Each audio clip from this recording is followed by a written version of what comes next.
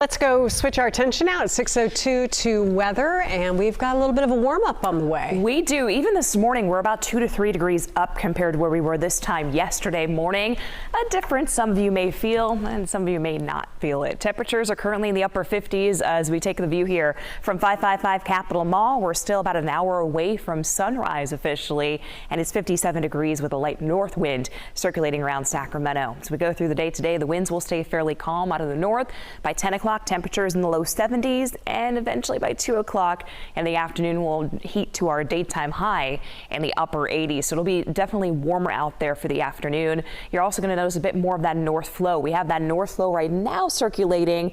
Strongest wind right now is in Fairfield at 15 miles per hour. And because of that north flow in areas like Fairfield and all the way out towards the bay, it is going to be much warmer today as we get more of that offshore flow influence. So for kids getting out to the bus stop this morning, they may want to layer with those temperatures mid to upper 50s. Will be mild around lunchtime with lower 80s, and then by that drive home, expect temperatures to warm into the upper 80s, feeling very summer-like. Coming up in my full forecast, I'll show you how much warmer it gets later this week.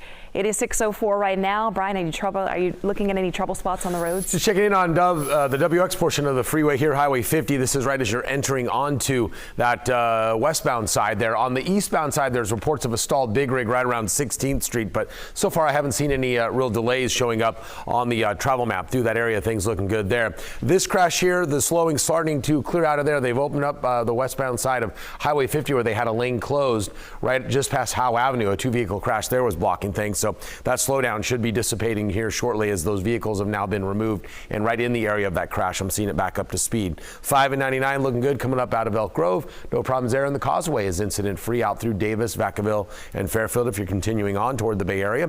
5 and 99 through Stockton and westbound 4 currently incident free as well. So all in all, off to a good start, minus that one incident on Highway 50.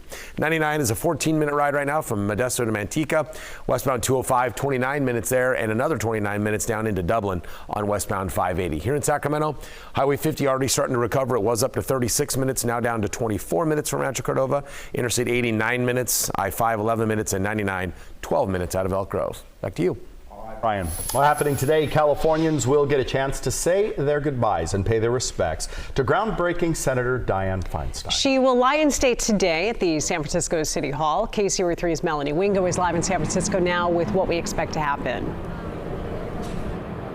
We are at San Francisco's Civic Center Plaza, which is just across the street from City Hall, where we expect everything to happen later today. The stage is set for people to come and pay their respects to the late Senator Dianne Feinstein. Now, around Civic Center Plaza and at City Hall, we are seeing a heavy law enforcement presence, security tight for the events of the day.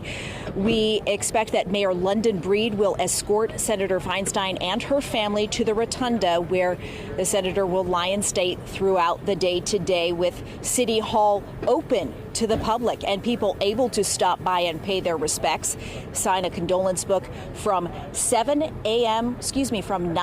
to 7 p.m. Now, the mayor's office says at this point it doesn't have information on the timing of if or when dignitaries or other community or civic leaders will arrive here at City Hall to pay their respects, but we do know that happening later this evening around 6 o'clock, the San Francisco Gay Men's Chorus will perform a final tribute to the senator. And back out here live, looking ahead to tomorrow, we know that's when the memorial service for Senator Feinstein will take place. That's set to happen tomorrow afternoon around 1 o'clock. Reporting live in San Francisco this morning, Melanie Wingo, KCRA 3 News. All right, Melanie. We will continue our coverage of the late senator's memorial service throughout the day. Our Capitol correspondent Ashley Zavala will be in San Francisco to bring you the very latest. Lodi police are investigating a deadly shooting. A local realtor is their primary suspect. Officers responded to reports of a shooting downtown at around 4 a.m. yesterday. They arrived and they found a 53-year-old man in the street who they say had been shot several times. So investigators say some kind of argument had happened right before the shooting. The SWAT team came in and eventually did take a 39-year-old Scott Sherman into custody. Lodi police say they've gotten numerous emails, questions, and concerns about Sherman's believed role in real estate working in real estate in that area, and police say that they don't believe that the victim and the suspect actually knew each other. Well, Stockton police investigating a shooting at a parking lot next to a skate park. Park. A video here from the scene. You can see several evidence markers on the ground in the area of El Dorado Street and Swain Road. Police say 2 people were shot. They are expected to survive.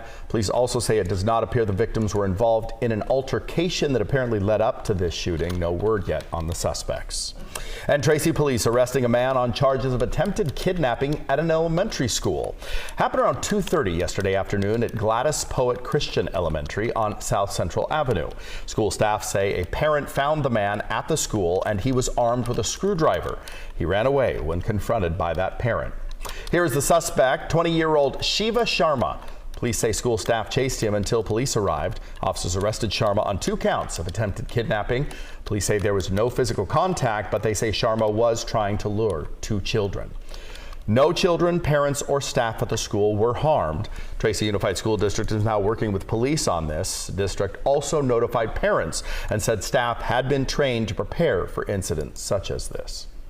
Well, happening today, a Sutter County 2nd grade teacher is going to be in court this afternoon facing charges of child endangerment and possible DUI. Wendy Munson is accused of teaching her class while drunk. She was arrested Monday morning at Nuestro Elementary School in Live Oak. Superintendent sent parents a letter, and it says that school staff reported her to the administration. Then they called the sheriff's office. Deputies have school security footage showing her driving to school that morning. She took a breathalyzer test about 2 hours after she was taken out of the classroom. Sheriff's office says that her blood alcohol level at that point was 0.20. And Folsom police are saying that a traffic stop uncovered a car full of stolen Red Bull cases. Here's a photo of it. 60 cases loaded into the back of a police patrol car. Police say that the suspect stole $1,500 worth of Red Bull from Target and some other stores.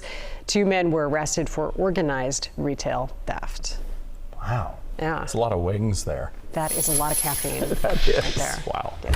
All right, to a developing story. Late last night, the board of directors of Capital Public Radio voted to move ahead with hiring a general manager at a cost of nearly $500,000. Mike Cherry is joining us now, and the move is not going over well with the university. No, it is not. This vote came despite Sacramento State, which has now taken over management, telling them not to do that. Now it says they won't pay for it.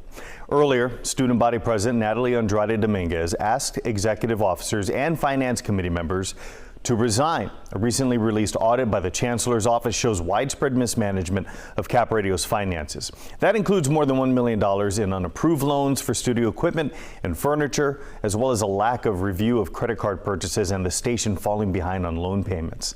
The audit also questions Cap Radio's ability to make payments on its new downtown building, which still is not open. It is bottom line that we need to be following parliamentary procedures and being accessible and transparent to the public and to the community that we serve. Cap Radio donors have been getting letters telling them that you can be sure we run the tightest possible ship with maximum accountability and shoestring budgets. Andrade Dominguez calls that wording shocking and horrible and says the audit shows Cap Radio does not run a tight ship. Now, KCRA3 has reached out to several executive officers on the Cap Radio board of directors for comment. We're still waiting for those responses.